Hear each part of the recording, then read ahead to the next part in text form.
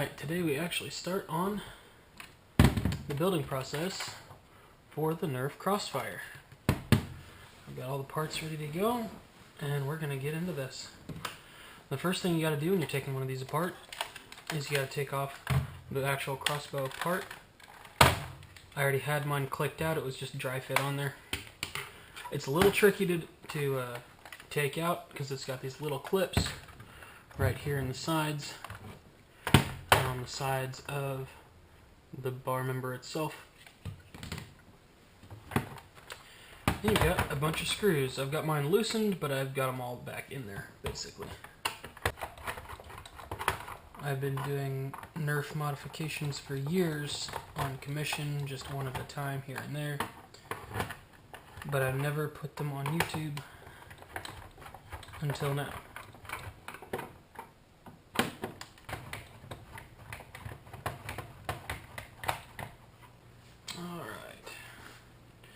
Once you got all the screws loosened up, you can just pop it apart. You do have to be careful with these Crossfires. It has a valve system in the front for all 4 dart ports, and it will try to cling to the top piece as it comes off. Apparently didn't get one of these all the way out.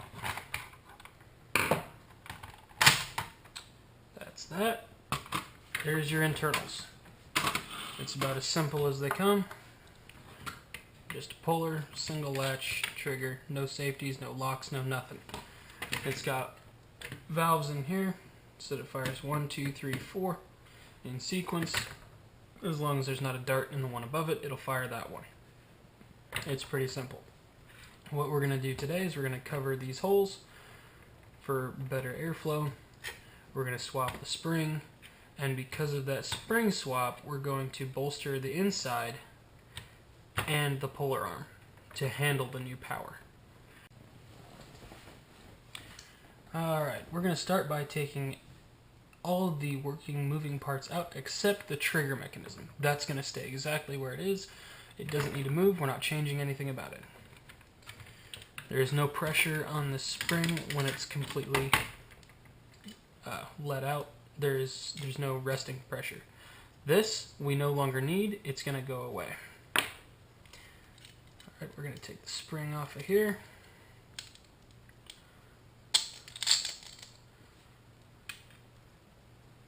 Plunger. And valve system. There are only holes on one side, so you only got to worry about those. Now,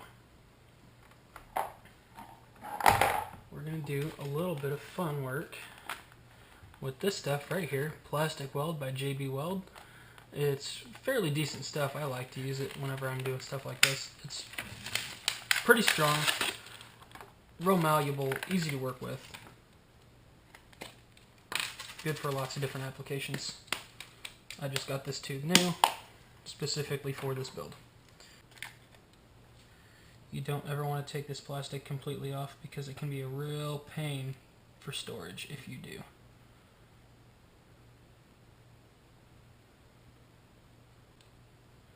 Actually, let's do this the easy way.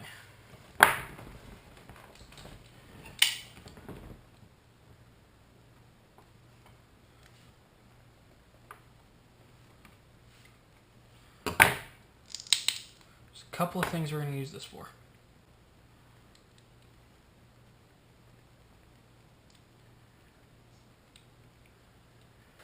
Stuff does dry pretty quick.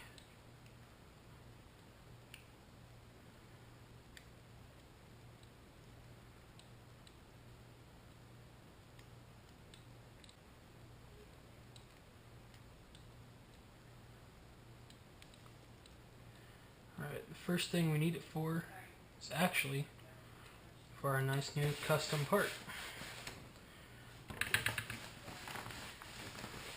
The showpiece for this build is going to be the new puller arm. It's blued steel, like a rifle barrel. It's a rifle chemical bluing. It's actually a dye in the steel. It's an acid.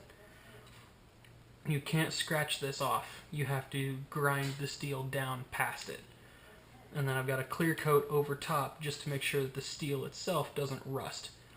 I don't know what all this gun is going to be put through in gameplay, but I want to be sure it can handle anything that anybody has to throw at it. But one of the things that I needed to do was take this little sled slider that sits right in there and fit it to the new part. Unfortunately, I had to sand about half of this down to make it fit with the new piece versus the old piece because it sat all the way up inside this thing. But since I don't have a machine that I can put threads into this piece for, the screw, I have to do this.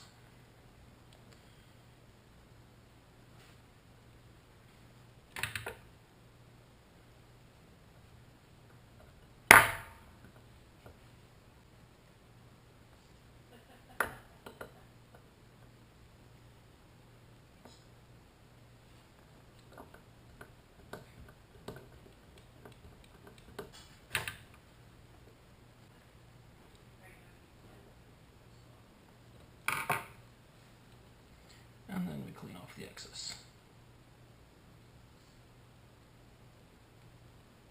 We only need enough to make it bond, nothing more.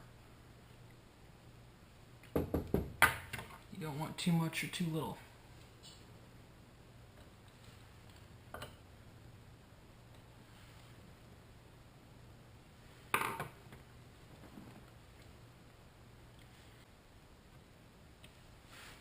Alright, we'll set that aside for a while because we're not going to need it and it needs to cure. The next order of business is going to be pulling all the screws out of the other shell so that we can turn it over. Now we can get to both pieces.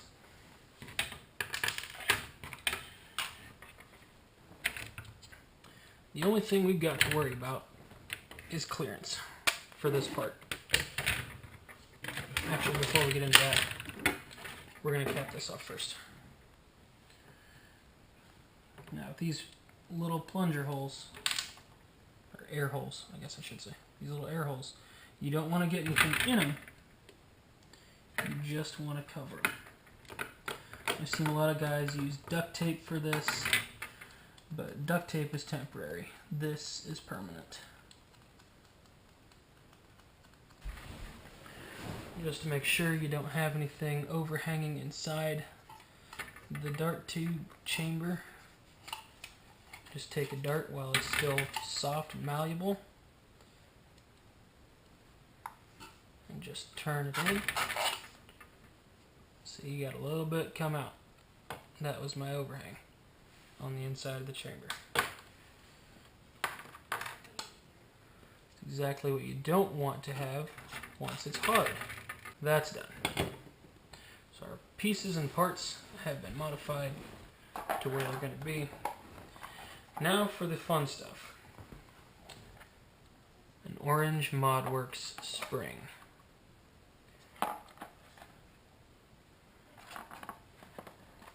I love working with this company. I love getting stuff from them. It's good quality. And it's reasonably cheap. I think you can probably see the difference on camera, but just in case you can't, this one is just a little bit deeper color on the chrome. It's a little bit higher quality. The pressure difference is phenomenal. This is a 2.5 pound spring, that's stock. This is a 15 pound spring. It's their 7 kilogram, and if I've got my math correctly on the conversion, it's their 7 kilogram basically universal spring. It goes into like 8 or 9 different blasters. I don't remember. But it's a very, very widely usable spring, and it has a much heavier push to it. And it's a lot sturdier as far as side pressure goes as well. The gauge of the wire is stronger, the temper of the steel is better. It's an all-around better piece. And it's a real simple installation. You just slide it onto the plunger. Always tricky. Now, with mine, I had to build this custom. This is the stock plunger, but since I've got my plunger puller here, it's a little bit wider than the original stud, and it's threaded, so I don't have to put a screw into the bottom. I worked threads into the receiving tube here, so this just threads on. This becomes one piece, and it's much stronger than it was originally, because originally that stud only went halfway through this thing.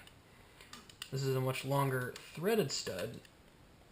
It's a very stiff hold, and it goes beyond the bottom here. Let's just get that all the way on there, get it straight, and that's going to sit right back into the gun, just like the old one did. Just like that. And this is where things get important. Oh, there's another screw we can get. Clearance is king here. It's gotta be perfect. So basically, the issue that I ran into when I first started putting this together was that this little sidewall is so thin and so flimsy, this heavy spring was flexing it more than I was comfortable with. I was afraid that it was going to break it out. Nerf group, and eventually that backstop would break out, and then the gun's useless. I didn't want that to happen. I'm not in the market of putting out inferior product. So, this is my fix for it. This wonderful, wonderful stuff. I'm going to mix up a lot more to put in here. I'm going to use basically this entire tube.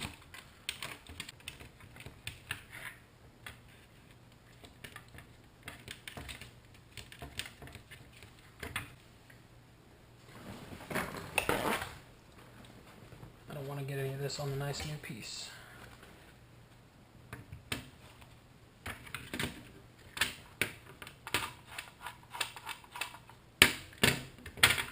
Should be good. Now when I'm done with this, I'm going to let this stuff dry for about half an hour. But you guys don't have to wait for that, because you have YouTube magic. I'll be able to edit that time out.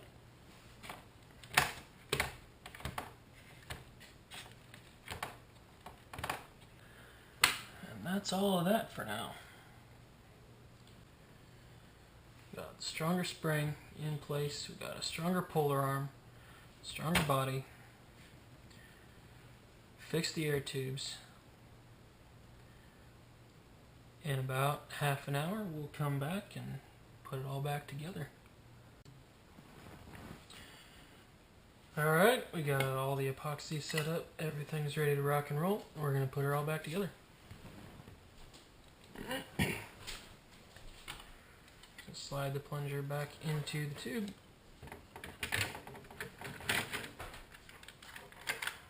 Settle that all back into place. Get the sled back in the trough. You gotta hold it up off the table because the new arm. Yep, that's everything for it.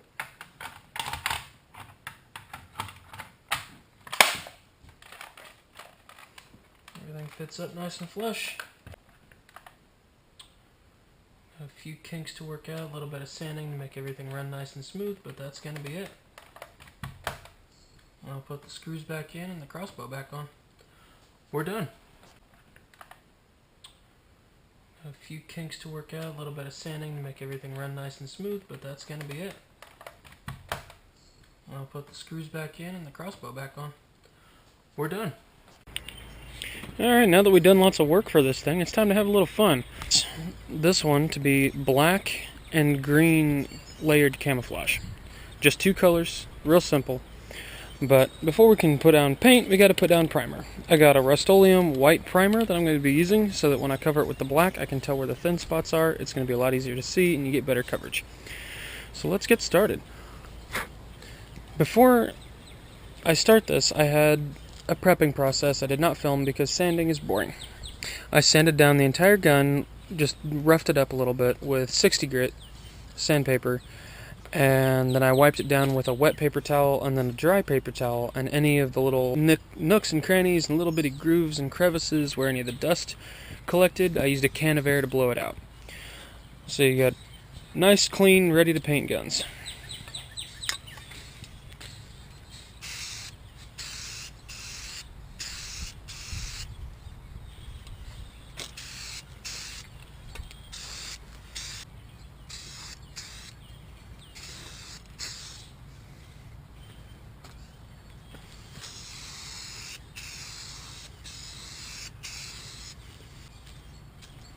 I also added to the left side of the gun a dart rack holder, however you want to call it, I'm not sure.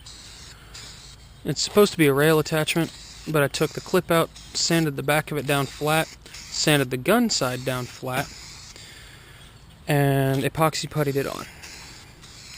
So it's not going anywhere anytime soon.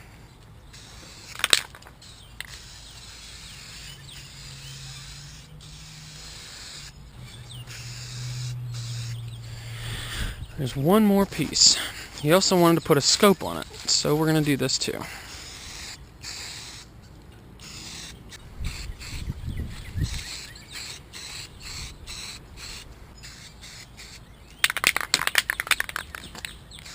Just going back over any spots that might be a little too thin.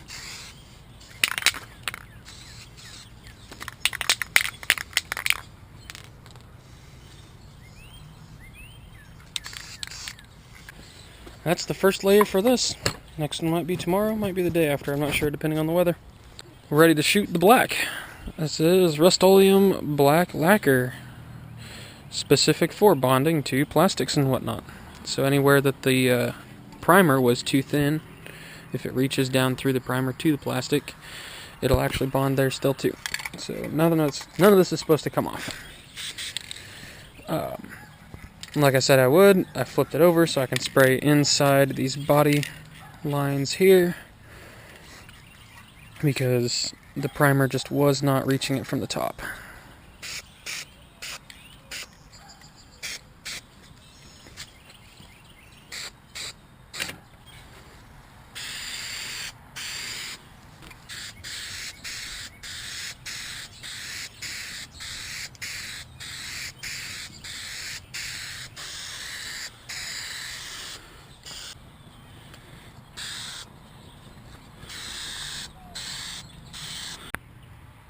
Alright, so we're down to stage 3 of the paint job, and I know this looks really crazy right now, but there's a reason for it.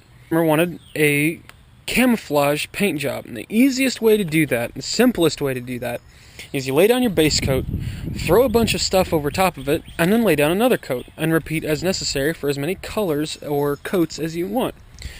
It's the easiest thing to be able to mess up and redo, or add as necessary. You see I've got a whole bunch of stuff on here right now. I mean, if I want less black and more green, I can go back and do it as many times as I want. You cannot mess this up. It's impossible. I've done this to over, 20 or 30 guns for various people for various reasons. It's really, really, really just that simple. You just take your whatever, you can use grass, sticks, branches, leaves, anything at all. If it can block paint, you can use it.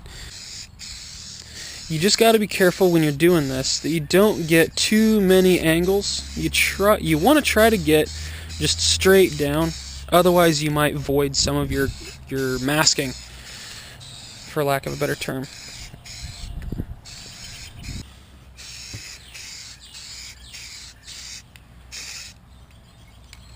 This one, the scope was going to be a little weird because I'm going to have to do that in 2 or 3 hitches because it's round. So that's going to be annoying. But as far as this goes, we're done here for today. We're just going to let this dry and we'll see how it looks tomorrow. Alright guys, final step before final assembly. This is the last thing you need to do to your Nerf gun paint job. Clear coat. I like to use it. I'm going to start down here, and I'm going to shoot up into all these grooves. Just to make sure everything gets a nice, even coat.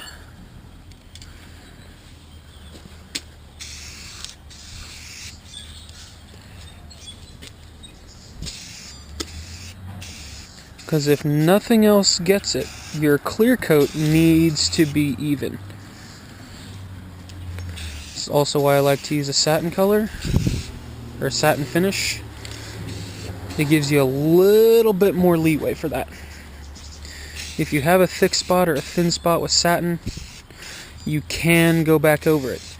If you have high gloss, good luck, buddy, because it's going to show and it's going to look bad. Besides, most custom Nerf guns, people want a tactical look to it, and a semi-gloss or satin finish kind of gives that feel right out of the box.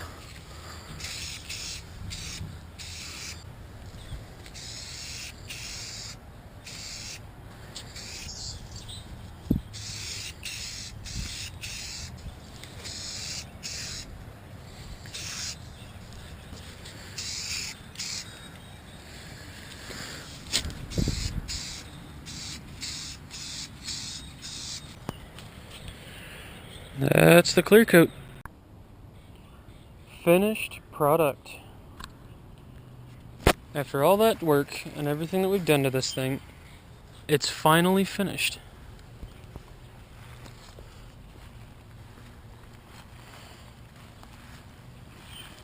Orange ModWorks spring, strengthened internals, custom fabricated prime lever, and a custom paint job.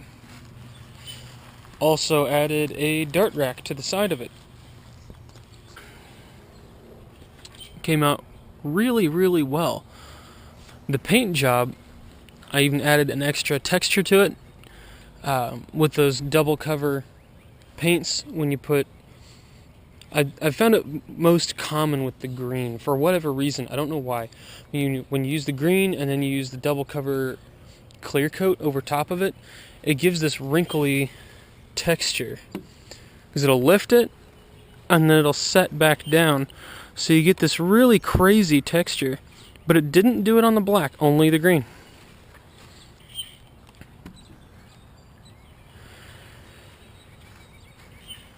I am going to wrap the pistol grip before I deliver it, just like I did the bar up here. I just haven't had time to get to it yet. I've had a lot of other stuff going on. But yeah, that's the finish.